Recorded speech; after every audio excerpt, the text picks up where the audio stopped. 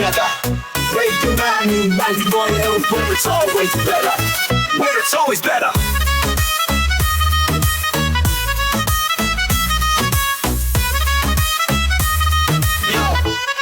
Yo. सुबह का सूरज या शाम का रंग, we bring you joy हर जुबान का धन.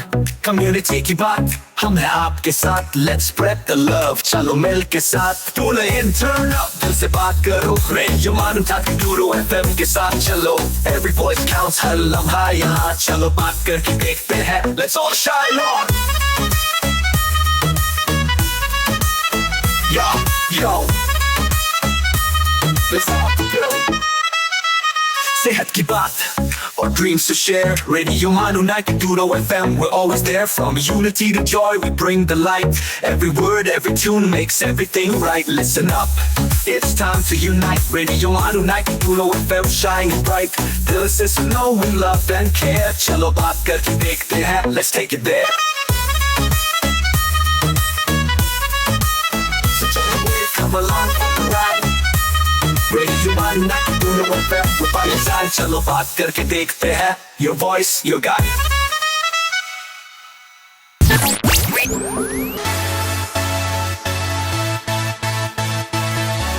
ये है रेडियो मानू 90.0 FM. चलो बात करके देखते हैं.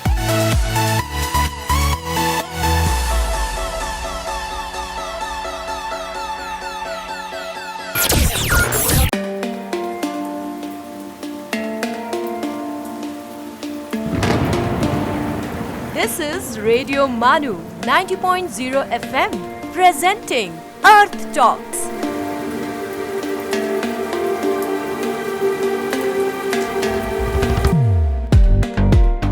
आदाब दोस्तों, welcome to our show Earth Talk और मैं हूं आपका होस्ट एंड दोस्त उबैद. दोस्तों, अर्थ टॉक एक ऐसा शो है जिसमें हम बात करते हैं इन्वायरमेंट, इकोसिस्टम, क्लाइमेट और एटमॉस्फेयर के बारे में. और इसके साथ साथ हम इसमें ये भी बात करते हैं कि हमारे आसपास में जो नेचुरल हैबिटाट है उसके बारे में भी हम इसमें डिस्कस करते हैं. आज एक ऐसे ही एक अहम टॉपिक पर बात करने के लिए हमारे साथ स्टूडियो में मौजूद हैं प्रोफेसर एस मकबूल अहमद साहब. सर, आपका हमारे शो में खैर मकदम है. Thank you very much. Doctor S मकबूल अहमद साहब HOD हैं डिपार्टमेंट ऑफ बॉटनी मानू के. दोस्तों, क्या आपको मालूम है कि मधुमक्खियों को क्यों दुनिया की अहम तरीन स्पीसीज़ में शुमार किया जाता है? दोस्तों, क्या आप ये जानते हैं कि जो ग़िज़ाएँ हम खाते हैं, चाहे वो तरकारियाँ हों, ड्राई फ्रूट्स हों या कोई और खाने की अशिया हो, वो मधुमक्खियों की ही देन है?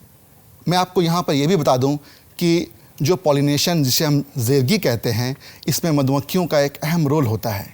दोस्तों, क्या आप ये जानते हैं कि अगर ये मधुमक्खियाँ इस ज़मीन से ख़त्म हो जाएं तो इंसानी वजूद का क्या होगा? आज इन्हीं सवालों के बारे में हम प्रोफेसर एस मकबूल अहमद साहब से जानेंगे. सर, आपका हमारे शो में दोबारा से खैर मकदम है. शुक्रिया. सर, आपसे जो मेरा पहला सवाल है कि ये जो मधुमक्खियाँ हैं, अगर ये ज़मीन से ख़त्म हो जाएं तो इंसानी वजूद पर इसका क्या असर होगा? जी हाँ, देखिए उबैद भाई, ये बहुत अच्छा सवाल है जी. कि अगर मधुमक्खियाँ हनी बीज इस ज़मीन से ख़त्म हो जाएंगी तो इंसानी वजूद ख़तरे में हो सकता है. जी. लेकिन इसके बहुत सारे कंट्रोवर्शियल आंसर्स हैं. सबसे पहले मैं आपको बता दूं, इसका जवाब देने से पहले थोड़ा सा मैं बैक हिस्ट्री में जाऊंगा. जी. पहले तो मैं आपको बताऊंगा ज़ेरगी या पॉलिनेशन ये अमल होता क्या है. तमाम फूलदार जो पौधे होते हैं, यानी तमाम फ्लावरिंग प्लांट्स में मधुमक्खियाँ बहुत अहम रोल अदा करते हैं. यानी ये मधुमक्खी एक मेल फ्लावर से मेल गैमेट को लेकर फीमेल फ्लावर में फीमेल गैमेट तक पहुंचाने में मदद करते हैं. जी. इस तरह से जब मेल गैमेट मेल फ्लावर से या बाइसेक्सुअल फ्लावर से निकलकर फीमेल फ्लावर तक पहुंचने के अमल को ज़ेरगी कहते हैं. इसको अंग्रेज़ी में पॉलिनेशन कहते हैं. जी.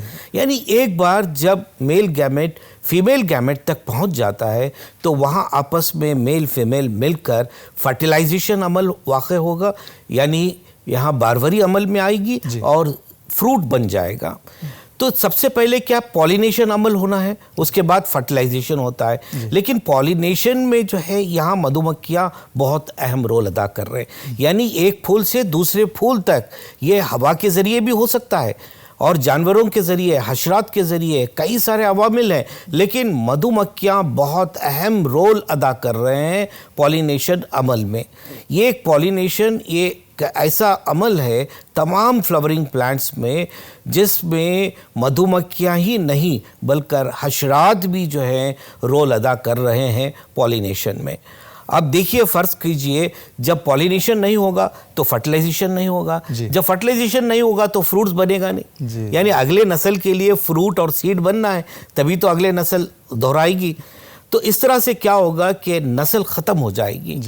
जब पौधे ही नहीं बनेंगे, यानी मुख्तलिफ़ किस्म के पैदावार पौधों की नहीं होगी, उस पर मुनस्सर होने वाले जितने भी हर्बीवोरस एनिमल वो ख़त्म हो जाएंगे। और हर्बीवोरस एनिमल्स को बतौर ग़िज़ा जो कार्निवोरस एनिमल्स होते हैं उनकी ग़िज़ा ख़त्म हो जाएगी। तो इस तरह से धीरे धीरे से हो सकता है कि इंसानी वजूद के लिए बहुत बड़ा ख़तरा हो सकता है। जी सर, मैं आपसे आगे ये जानना चाहूँगा कि क्या सिर्फ मधुमक्खियाँ ही ज़ेरगी यानी पॉलिनेशन में एक अहम रोल अदा करती हैं? नहीं, देखिए, ज़ेरगी में सिर्फ मधुमक्खियों का ही रोल नहीं होता है। नो डाउट हम ये कह सकते हैं कि मधुमक्खियाँ अहम रोल अदा करते हैं। जितनी भी क्रॉप्स हैं, हमारे जितनी भी फसलें हैं, क्रॉप्स हैं, उनमें 70% पॉलिनेशन मधुमक्खियों की वजह से हो रहा है। जी। अब यहाँ पर ज़ेरगी या पॉलिनेशन जो है हवा के ज़रिए हो सकता है, जानवरों के ज़रिए हो सकता है, और इंसेक्ट्स यानी हशरात के ज़रिए हो सकता है, या चमगादड़ जो बैट्स कहते हैं, स्नेल्स होते हैं, जानवरों के ज़रिए, इन तमाम के ज़रिए होता है। लेकिन मधुमक्खियों का रोल जो है अहम होता है। जी जी सर, मैं आपसे आगे ये जानना चाहूँगा कि वो कौन कौन सी जो पैदावार हैं जो मधुमक्खियों की वजह से हमें मिल रही हैं? हाँ, ये भी बहुत अच्छा सवाल है। जैसे कि मैं 70% मैं आपको बता दिया कि पॉलिनेशन जो है 70% पौधों में जो है मधुमक्खियों की वजह से होता है। पैदावार भी जो है आप खुद आप सोच सकते हैं मतलब कितना मतलब अहम, मतलब उसकी तो बहुत बड़ी लंबी फेरिस्त है। अगर मैं कहते जाऊंगा इन पौधों में जो है पॉलिनेशन, इन पौधों में पॉलिनेशन अगरचे इन मधुमक्खियों से हो रहा तो उसकी बहुत लंबी फेरिस्त है, वो तो 5-10 मिनट लग जाएंगे। लेकिन फिर भी मैं थोड़े ऐसे पौधे बताऊंगा जिनमें पॉलिनेशन जो अमल है ये मधुमक्खियों की वजह से होता है। जैसे कि एप्पल है, पोटैटो है, टोमेटो, वाटरमेलन है, मस्क मेलन यानी खरबूजा, तरबूजा, लीची फ्रूट है, strawberry, apricot, peach, grape, mango, ये तमाम जो इन तमाम फ्रूट्स में पॉलिनेशन मधुमक्खियों की वजह से हो रहा है। और यही नहीं बल्कि कई सारे वेजिटेबल्स हैं, कैरेट है, पोटैटो है, ऑनियन है, और आपका बीन्स हैं, कुकुरबिटेसी ख़ानदान के जितने भी पौधे हैं, और सनफ्लावर है, इन तमाम में जो है पॉलिनेशन जो है मधुमक्खियों की वजह से होता है। तो वेजिटेबल्स ही नहीं बल्कि क्रॉप प्लांट्स भी हैं, और आपके फ्रूट यील्डिंग प्लांट्स हैं, और टिम्बर यील्डिंग प्लांट्स में भी मधुमक्खियों की वजह से पॉलिनेशन होता है। और इवन ये जो क्या कहते हैं एलमॉन्ड जब बादाम होता है, बादाम और आपका काजू, इनमें भी पॉलिनेशन में जो है मधुमक्खियाँ रोल अदा करते हैं। और एक और ख़ास मैं बात बताता हूँ, मैं यहाँ पर आपको रुकना चाहूँगा। जी दोस्तों, अभी एक थोड़ा सा हम ब्रेक लेते हैं। ब्रेक के बाद ये जो गुफ्तगू है वो जारी रहेगी। रुकते हैं एक छोटे से ब्रेक के लिए। आप सुन रहे हैं अर्थ टॉक्स, रेडियो मानू 90.0 एफएम का नेचर शो।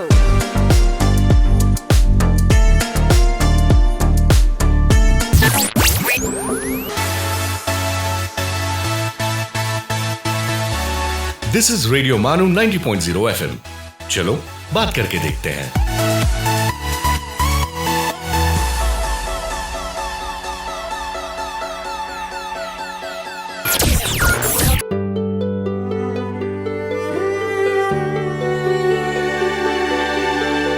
आइए अब सुनते हैं अर्ज किया है।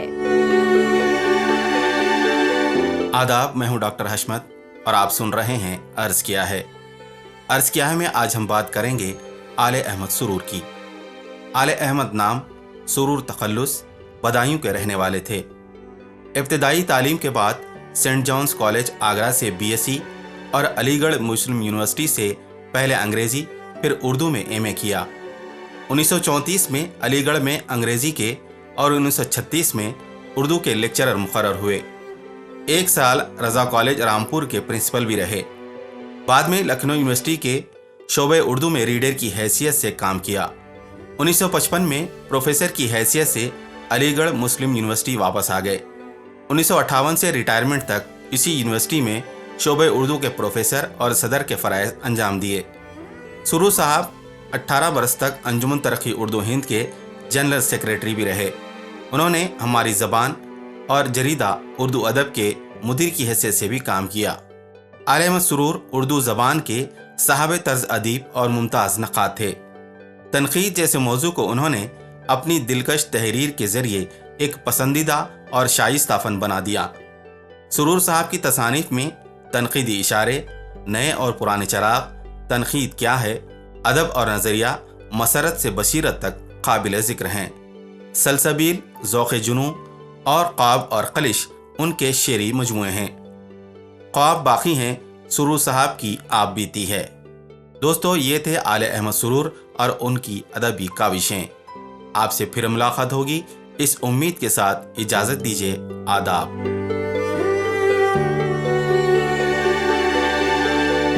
You were listening to अर्ज किया है।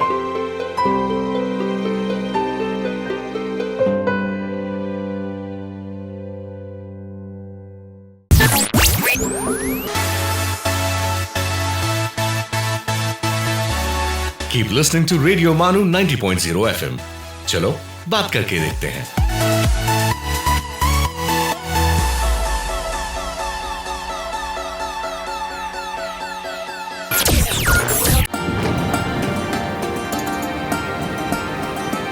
आप सुन रहे हैं अर्थ टॉक्स, रेडियो मानू 90.0 FM का नेचर शो। दोस्तों, ब्रेक के बाद आपका खैर मकदम है। हम बात कर रहे हैं प्रोफेसर एस मकबूल अहमद साहब से और आज हम बात कर रहे हैं मधुमक्खियों के बारे में। सर, आप ये बता रहे थे कि जो मधुमक्खियां हैं उससे हमें बहुत सारी जो है फसलें उनकी वजह से ही हमें हासिल होती हैं। तो आपने आलमंड्स के बारे में बताया था और इसके अलावा और कौन कौन सी फसलें हैं? जी हाँ, ये ड्राई फ्रूट्स में आलमंड है, आपका क्या कहते हैं, कैशू नट है, काजू है, अच्छा। बादाम, काजू, ये भी जो है इनमें पॉलिनेशन मधुमक्खियों की वजह से होता है। अच्छा। और एक और प्लांट है जो कॉफ़ी प्लांट है। अच्छा। कॉफ़ी जो है बहुत अहम रोल अदा बहुत करता अहम है, रोल। क्योंकि कॉफ़ी तो पूरा इंडस्ट्री है। आप देखेंगे कॉफ़ी के चॉकलेट्स, कॉफ़ी के प्रोडक्ट्स मिलेंगे। कॉफ़ी को तो ऐसा माना जाता है कि $100 बिलियन इंडस्ट्री कहा जाता है कॉफ़ी को, क्योंकि कॉफ़ी प्लांटेशन जहाँ है वहाँ रोज़गार मिलेगा लोगों को, और कॉफ़ी के कई सारे प्रोडक्ट्स निकल रहे। तो यही नहीं बल्कि क्लॉथ इंडस्ट्री में भी जो है मधुमक्खियों का रोल होता है। यानी क्लॉथ इंडस्ट्री, जो क्लॉथ बन रहे हैं, जो गॉसिपियम प्लांट से, जो कॉटन प्लांट से जो कॉटन बन रहा है, मिल रहा है, जो ये इधर भी जो है पॉलिनेशन मधुमक्खियों की वजह से हो रहा है। तो मेरा कहने का मतलब क्या है कि 1960 में one eminent Indian cytogenist and bee expert, late G.B. Deodikar, said that beekeeping has the potential to raise the resources equal to the revenue of Indian railways. यानी इतना रिसोर्सेस आप क्या कर सकते हैं, रेज कर सकते हैं कि equal to the revenue of Indian Railways. Even as per Food Agricultural Organization of United Nation का रिपोर्ट है। ये रिपोर्ट में ये बताया गया है कि $235 to 577 billion worth of annual global food production relies on direct contribution of these pollinators. यानी ये जो पॉलिनेटर्स हैं, बी पॉलिनेटर्स और हशरात हैं, इन पॉलिनेटर्स पे जो है इतना $1 बिलियन का जो है बिजनेस चल रहा है। तो गोया कि बिजनेस भी इंटरलिंक है और रोजगार भी इंटरलिंक है। ऑफ कोर्स इकोनॉमी जो है पूरा ग्लोबल इकोनॉमी जो है इस पर ही डिपेंडेंट है। जी सर, सही फरमाया। सर, आपसे आगे मैं ये जानना चाहूँगा कि मधुमक्खियों की आबादी घटने की क्या वजूहात हैं? जी हाँ, देखिए, मधुमक्खियों की आबादी घटने के कई सारे वजूहात हैं। इनमें से अहम वजूहात पे मैं रोशनी डालूंगा। जी। एक वजूहात में जो है सबसे पहले जो है यूज़ ऑफ इंसेक्टिसाइड्स। दूसरा हैबिटेट डिस्ट्रक्शन, और तीसरा सीसीडी डिजीज। सीसीडी डिजीज ये क्या होता है अभी मैं बताऊंगा। और चौथा क्लाइमेट चेंज। यानी इन चारों वजूहात की वजह से मधुमक्खियों की आबादी घट सकती है या घट भी रही है। जो घटने की वजूहात यही है। सबसे पहले जो है मैं बता रहा हूं आपको, ये जो इंसेक्टिसाइड्स। अब इंसेक्टिसाइड होता क्या है, जैसा कि पेस्टिसाइड्स का इस्तेमाल। तो पेस्टिसाइड्स होता क्या है, पेस्टिसाइड्स क्या है, पेस्ट को किल करने के लिए जो केमिकल इस्तेमाल करते हैं उसको पेस्टिसाइड्स कहते हैं। जिस तरह से इंसेक्ट्स को किल करने के लिए इंसेक्टिसाइड यूज करते, फंजाई को किल करने के लिए फंजिसाइड्स यूज करते, उसी तरह से यहाँ पर पेस्ट को किल करने के लिए पेस्टिसाइड इस्तेमाल करते हैं। इन पेस्टिसाइड में एक खतरनाक टॉक्सिक मटेरियल रहता है, नियोनिकोटिनामाइड। यानी ये जो नियोनिकोटिनामाइड, ये जो टॉक्सिक सब्सटेंस जब मधुमक्खियों के जिस्म में पहुंच जाता है, ये नर्वस सिस्टम पे अफेक्ट करेगा। यानी मधुमक्खियों के नर्वस सिस्टम पे अफेक्ट करेगा, तो मधुमक्खियां अपना छत्ता जो अपना घर है वो भूल जाएंगे। यानी वो वापस आते वक्त जो है उन्हें खुद को याद नहीं रहेगा कि छत्ता कहाँ है। तो इस तरह से ये माइग्रेट होते हुए इधर उधर भटकते हुए ये ख़त्म हो जाएंगे। यानी इनकी आबादी जो है धीरे धीरे से इसी वजूहात की इस वजह से ख़त्म हो रही है। और दूसरा हैबिटेट लॉस। हैबिटेट मतलब रिहायशी जगह। अब कोई भी चीज़ जो है, कोई भी जानदार ऑर्गेनिज्म जिस जगह पर रहता है, रिहायशी जगह, उसको हैबिटेट कहते हैं। अगर हैबिटेट को ख़त्म कर देंगे तो आबादी ऑटोमेटिकली ख़त्म हो जाएगी। और तीसरा जो है आपको मैं बताया सीसीडी, ये एक पैरासाइट होता है। ये पैरासाइट होता क्या है कि मधुमक्खियों के जिस्म पर अटैक करता, और जिस्म पर ये पैरासाइट रहकर इससे खून को जो है सक करता है, यानी मधुमक्खियों से ब्लड सक करता है ये पैरासाइट। और इस तरह से सारे कॉलोनीज में, मधुमक्खियों की कॉलोनीज में ये पैरासाइट पूरी तरह से फैल जाता है, और ये कॉलोनी कोलैप्स डिसऑर्डर डिजीज में मुब्तला हो जाता है। यानी सीसीडी डिजीज मैं आपको पहले ही बताया, सीसीडी डिजीज में पाई जाती है। सीसीडी यही होता है कि सारी की सारी जो कॉलोनी होती है ये कोलैप्स हो जाती है, इसी को सीसीडी डिजीज कहते हैं। और चौथा जो है क्लाइमेट चेंज की वजह से भी मधुमक्खियों में आबादी कम होते जा रही है, क्योंकि फ्लावरिंग सीजन चेंज हो जाएगा। जब फ्लावरिंग सीजन चेंज हो जाएगा, मधुमक्खियां बड़े कंफ्यूज हो जाते हैं, और ड्राउट कंडीशन की वजह से भी जो है वहां पर हैबिटेट खत्म हो जाएगा। तो इन तमाम वजूहात की वजह से मधुमक्खियों की आबादी घटती जा रही है। जी सर। दोस्तों अभी हम रुकेंगे एक छोटे से ब्रेक के लिए, और ब्रेक के बाद ये जो गुफ्तगू का सिलसिला है वो जारी रहेगा। रुकते हैं एक छोटे से ब्रेक के लिए। You are listening to Earth Talks, Radio Manu 90.0 FM's Nature Show.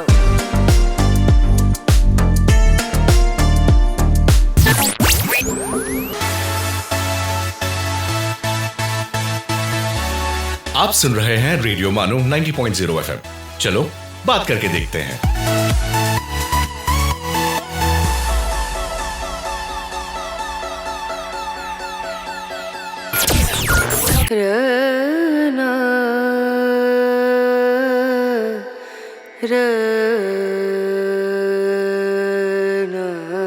This is Radio Manu 90.0 FM. Let's listen to the Mindful Minute.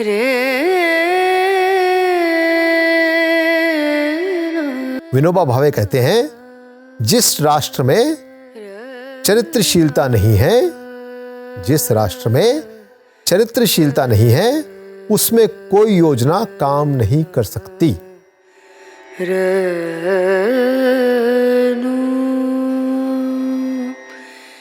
It is said by Aristotle that it is during our darkest moments that we must focus to see the light.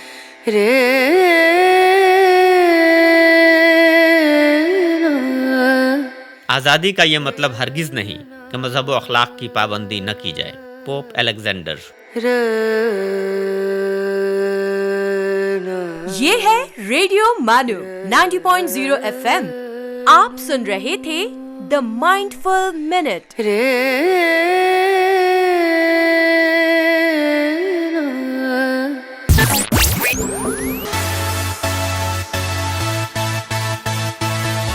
सुनते रहिए radio मानो 90.0 FM। चलो बात करके देखते हैं।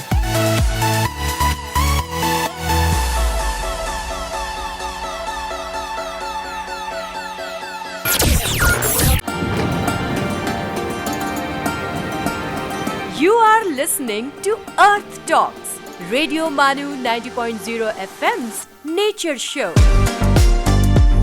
दोस्तों, break के बाद आपका फिर से एक बार खैर मकदम है। हम बात कर रहे हैं मधुमक्खियों के रोल के बारे में, वो क्या रोल अदा करती हैं हमारे इकोसिस्टम में। और इस मुद्दे पर बात करने के लिए आज हमारे साथ स्टूडियो में मौजूद हैं प्रोफेसर एस मकबूल अहमद साहब। सर, आपसे मधुमक्खियों के हवाले से मैं आगे ये जानना चाहूँगा कि ये जो मधुमक्खियों की आबादी घट रही हैं, कम हो रही हैं, तो इसे किस तरह से कंट्रोल किया जा सकता है? देखिए, ये रिवर्स सवाल है। पहला सवाल तो मधुमक्खियाँ किस तरह से घटती जा रही हैं जी। तो उसमें तो मैं 4 फैक्टर्स आपको बताया। एक, पेस्टिसाइड्स का इस्तेमाल करना, क्लाइमेट चेंज है, हैबिटेट डिस्ट्रक्शन, ये बताया। तो अब इसकी आबादी को बढ़ाने के लिए उसका जवाब वही है, जो पेस्टिसाइड इस्तेमाल कर रहे हैं, केमिकल पेस्टिसाइड्स इस्तेमाल कर रहे हैं, उसको ना करें। Instead of chemical pesticide you should use organic material, organic compounds, तो इससे बच सकता है। और दूसरा जो है, क्लाइमेट चेंज को तो हम कंट्रोल कर सकते हैं, बिल्कुल। और इस तरह से एक और तरीका है, और हैबिटेट को फिर से रिस्टोर भी कर सकते हैं। तो इस तरह से आबादी मधुमक्खियों की बढ़ा सकते हैं। और मेरा एक और सुझाव है, मेरा एक और कहना है कि बी कीपिंग जो है एक स्किल ओरिएंटेड कोर्स होता है। अच्छा। तो तमाम एग्रीकल्चर यूनिवर्सिटी में मुझे लगता है कि मैक्सिमम एग्रीकल्चर यूनिवर्सिटी में ये बी कीपिंग कोर्स जो है शामिल है। लेकिन मेरा एक सजेशन है, अगर हिंदुस्तान के जितने भी एग्रीकल्चर यूनिवर्सिटीज़ ही नहीं बल्कि सेंट्रल और स्टेट यूनिवर्सिटीज़ हैं और डिग्री कॉलेजेस हैं और पीजी कॉलेजेस हैं, इन तमाम में अगर ये एपीकल्चर रिलेटेड यानी मधुमक्खियाँ बी कीपिंग कोर्स को अगर इंट्रोड्यूस करें, ये बहुत छोटा कोर्स है, 6 मंथ सर्टिफिकेट कोर्स है। अगर इस सर्टिफिकेट कोर्स से जो है बच्चे नॉलेज हासिल करेंगे तो उनको पता चलेगा कि मधुमक्खियों का रोल क्या है, इस मतलब उसके बाई प्रोडक्ट्स क्या हैं, ये तमाम।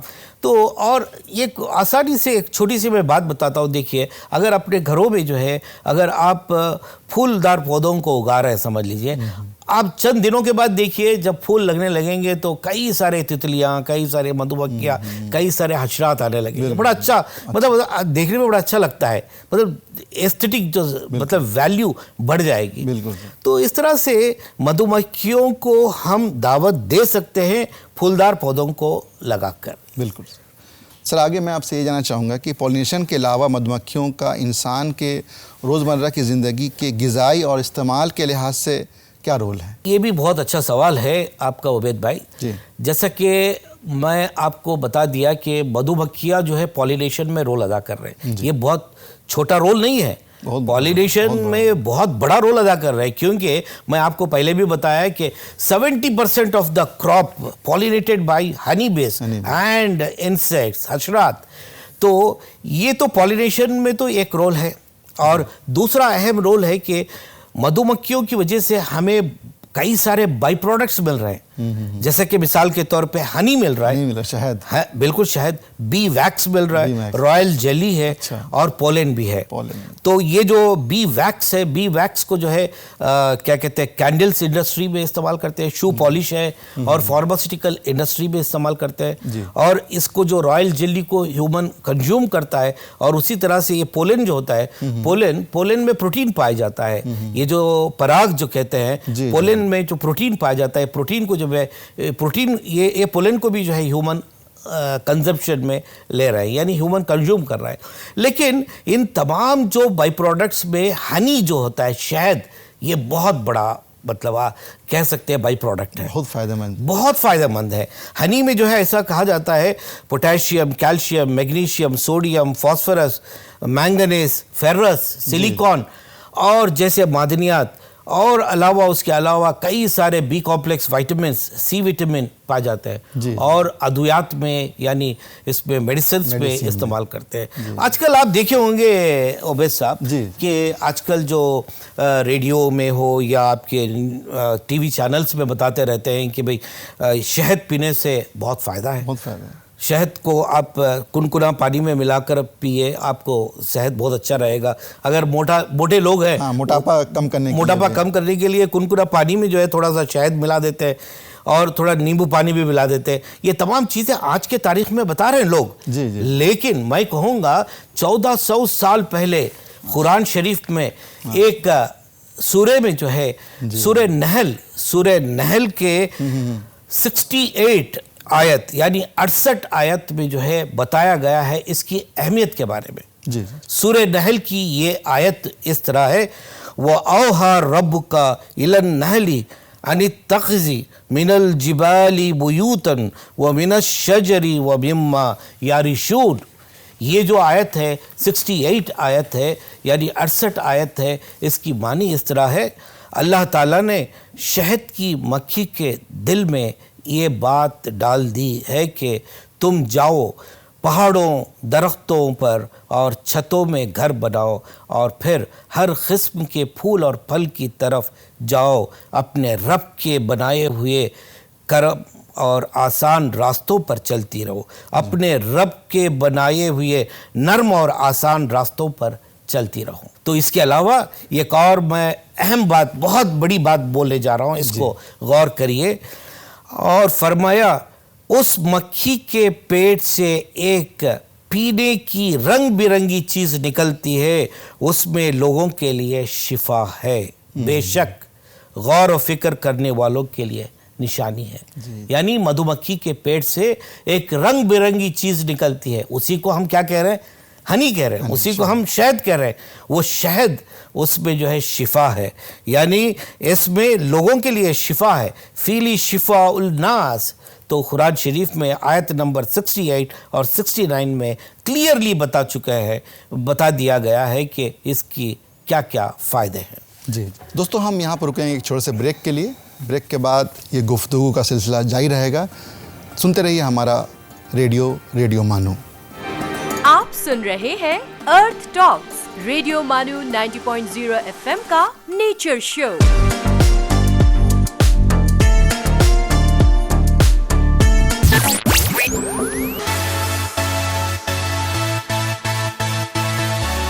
This is radio MANUU 90.0 FM। चलो बात करके देखते हैं।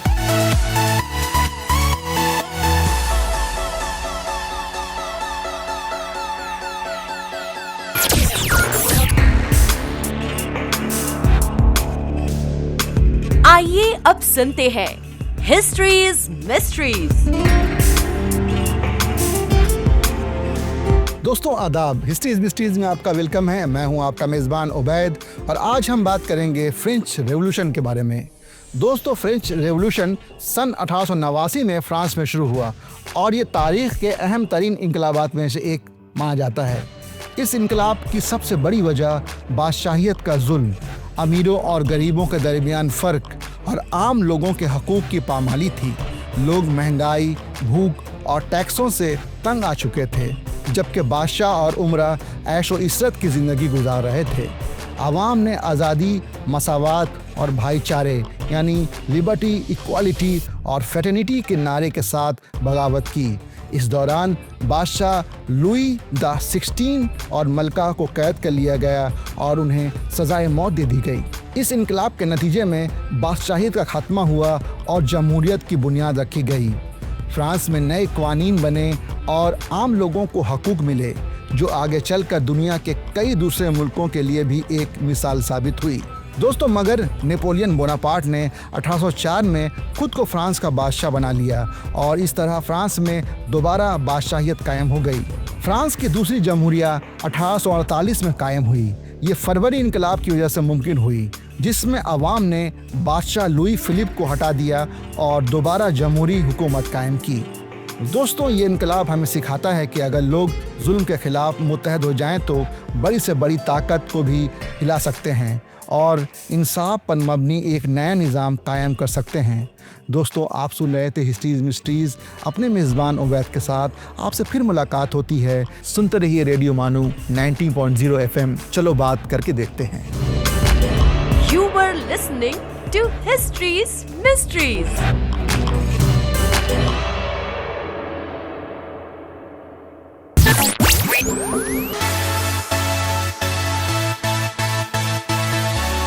Keep listening to radio MANUU 90.0 FM। चलो बात करके देखते हैं।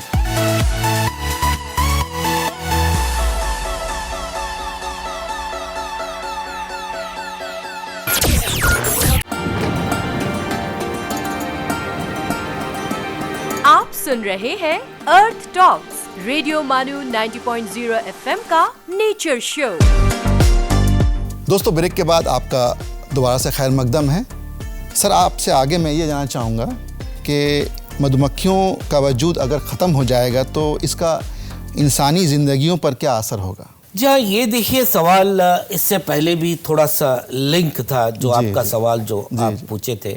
इंसानी वजूद पर ख़तरा तो है ही, इसलिए कि देखिए जितने भी पॉलिनेटर्स हैं, मधुमक्खियाँ ही नहीं बल्कि हशरात, ये पॉलिनेशन में रोल अदा कर रहे हैं, जिसकी वजह से हमें क्रॉप्स मिल रहे हैं, यानी फल मिल रहे हैं, फ्रूट्स मिल रहे हैं। अगर पॉलिनेशन ये अमल वाक़ई नहीं होगा तो हो सकता है फ्यूचर में ग्लोबल फूड सप्लाई पे इफ़ेक्ट हो सकता है। बिल्कुल, थोड़ा हद तक, मतलब अगर ग्लोबल फूड सप्लाई पे इफ़ेक्ट तो बिल्कुल होगा, क्योंकि बहुत सारे क्रॉप्स जो है पॉलिनेशन, बहुत सारे क्रॉप्स में पॉलिनेशन मधुमक्खियों से हो रहा है। जी बिल्कुल। तो पहला पॉइंट, ग्लोबल फूड सप्लाई पे इफ़ेक्ट होगा। और दूसरी अहम बात क्या है, तो ये जो काम मधुमक्खियाँ जो कर रहे हैं पॉलिनेशन का, अगर मधुमक्खियाँ नहीं रहेंगे तो इसका रोल कौन करेंगे? इंसान उतर आएंगे इस फील्ड में। जब इंसान जो है ह्यूमन लेबर, आप तो देख रहे हैं ह्यूमन लेबर का कॉस्ट क्या है। तो यानी एक फूल से फर्ज करो कि मुझे एप्पल चाहिए, एक ख़ास किस्म का एप्पल चाहिए, एक हाइब्रिड किस्म का एप्पल चाहिए, तो वो कहेगा कि चलो भाई ठीक है, हम इस फूल से मेल गैमेट को फीमेल गैमेट में हम दाखिल करेंगे, लेकिन हम मधुमक्खियों की वजह से नहीं कर रहे, हम खुद कर रहे हैं इंसान। तो तब क्या है, इसका कॉस्ट जो है बिल्कुल बढ़ जाएगा, क्योंकि कई सारे इंडस्ट्रीज सामने आ जाएंगे। तो मुझे लगता है कि इसका कॉस्ट जो है बिल्कुल बढ़ जाएगा। अब लेकिन अभी क्या है, हाल ही में कई सारे जगहों पर, कई सारे कंट्रीज़ में भी जो है पॉलिनेटर्स को जो है ये ड्रोन्स के ज़रिए भी फेंक रहे हैं, यानी ह्यूमन का इंटरप्शन शुरू हो गया है अभी, तो ड्रोन्स के ज़रिए जो है पॉलिनेटर्स, यानी ये पॉलिनेटर्स का काम कर रहा है और पॉलिनेशन करवा रहे हैं। और आखिर में एक कोट मैं कहते हुए यहीं पर ख़त्म करूँगा। एक बहुत बड़े साइंसदान अल्बर्ट आइंस्टीन, उन्होंने बताया था, अब उसका भी बहुत सारे कंट्रोवर्शियल ये हैं, लिंक्स हैं। कहते हैं कि ये स्टेटमेंट अल्बर्ट आइंस्टीन ने नहीं दिया, लेकिन कई सारे जगहों पे हमें यही मिलता है कि अल्बर्ट आइंस्टीन ये कहा था, if the bees disappeared from the surface of the globe, then man would have only 4 years of life left. देखिए कितनी बड़ी बात, बहुत बड़ी बात है सर। यानी सिर्फ 4 साल की लाइफ रहेगी। If all bees disappear from the surface of this globe, then man would have only 4 years of life. No more bees, no more pollination, no more plants, no more animals. बिल्कुल। तो finally no more human being. So इसलिए मेरा सभी से यही appeal है, सब लोगों से यही गुजारिश करूँगा कि जितने भी फूलदार पौधे हैं, आप लोगों को पता भी होना चाहिए कि जितने भी फूलदार पौधे हैं, इन तमाम फूलदार पौधों में पॉलिनेशन मैक्सिमम बीस, हनी बीस की वजह से या शहद की मक्खी की वजह से हो रहा है। और ये तमाम लोगों को पता भी होना चाहिए कि पॉलिनेशन होता क्या है, ये अमल पॉलिनेशन के बाद बारवरी क्या होती है, या फर्टिलाइजेशन उसके बाद फ्रूट किस तरह से तैयार होता है। Thank you very much sir, आपका बहुत बहुत शुक्रिया। आपने बहुत ही मालूमाती इन्फॉर्मेशन हमें इस प्रोग्राम में दिया, और इससे मुझे काफ़ी उम्मीद है कि इससे काफ़ी लोग इस्तेफ़ादा हासिल करेंगे इंशाअल्लाह। बहुत बहुत शुक्रिया आपका इस प्रोग्राम में आने के लिए। थैंक यू वेरी मच, आपको भी बहुत शुक्रिया। दोस्तों, आज के इस प्रोग्राम में फ़िलहाल इतना ही। आपसे फिर मुलाकात होगी अगले प्रोग्राम में, और हम बात करेंगे किसी और इन्वायरमेंटल इशू के बारे में। तब तक के लिए अपने होस्ट और दोस्त उबैद को दीजिए इजाज़त। आदाब। आप सुन रहे थे अर्थ टॉक्स, रेडियो मानू 90.0 FM पर। चलो बात करके देखते हैं।